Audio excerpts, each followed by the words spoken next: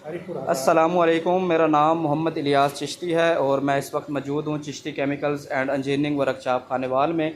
70 kilogram capacity mixer और grader machine अल्हम्दुलिल्लाह deliver होने जा रही हैं हरीपुर हज़ारा के लिए केपी के।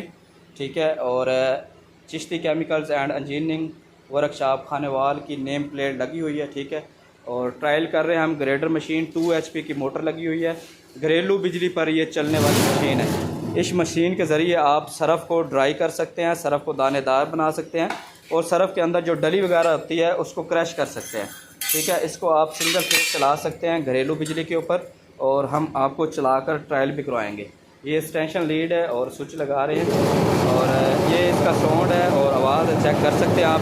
2 HP की गियर मोटर, 2 HP की सिंगल फेस टोका मोटर लगी हुई है। ठीक है, इसके अंदर स्पैरल शाफट और इसके अंदर जो बस करे इसके अंदर जो रिंग है वो